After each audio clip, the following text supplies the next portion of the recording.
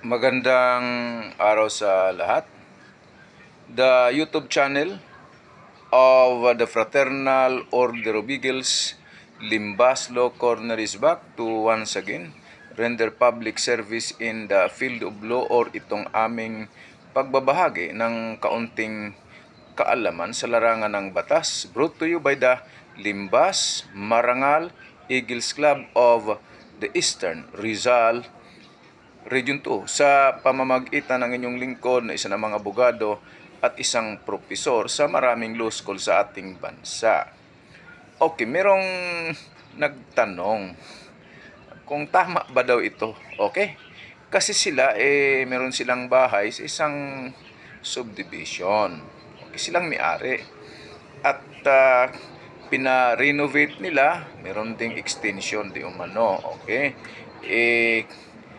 Kaya ang ginawa nila dahil for renovation purposes, yung mga manggagawa, doon nila pinatira sa bahay nila.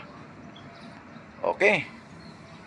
Kaso, sinita sila ng mga opisyal daw o nanunungkulan sa Homeowners Association. Ang sinabi kailangan daw merong permiso sa kanila kung sino ang patitirahin sa bahay ng taong ito. Bakit ka manghingi ng permiso? But anyway, yun ang sinabi. At may limitasyon. At sinabi, dalawa lang ang dapat tumira. Hindi pwedeng tumira dyan yung iba.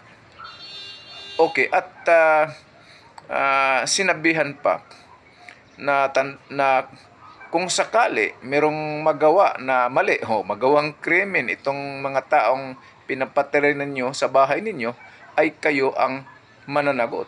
Oh my goodness, tama ba? Halimbawa, yung taong pinatira nila, yung tauhan nila, nakapatay ng tao sa loob ng subdivision o nagnakaw or any other crime. Mananagot ba yung may-ari ng bahay? Sa ating batas, criminal law, ang mananagot, ang merong criminal liability ay yung person committing an act, yung gumawa ng act constituting a crime, siya ang mananagot, hindi yung ibang tao pa. Unless of course, merong tinatawag na conspiracy sa paggawa ng krimen. Or, kung yung gumawa ng krimen ay inatasan, inutosan, okay? Ayun, ang liable ay yung gumawa ng krimen at yung nag-utos. Right? Okay. Sa mga opisyal ng Homeowners Association, wag naman kayong umasta na kayo nang may-ari ng subdivision at pati ng bahay ng taong ito, kayo na yung may-ari. Hindi kayo may-ari. At saka itong bahay na to, pag-aari na niya. Wala na kayong pakialam kung sino ang patitirahin niya. Pwede niyang patirahin yung unggoy. Wala kayong magawa. Bahay niya yan. Under the Civil Code, ang isang may-ari ng bahay ay may karapatang mag-exercise ng act of ownership. Huwag niyo nang pakialaman yung mga parting iyan. Kailangan pa ba ng pahintulot sinong patitirahin? Abay, mga opisyal ng Homeowners Association, mag-isip naman ng tama. Okay, sana nakatulong na naman itong aming club, the Limbas Marangal Eagles Club of the Eastern Rizal Region 2. Magandang araw sa lahat.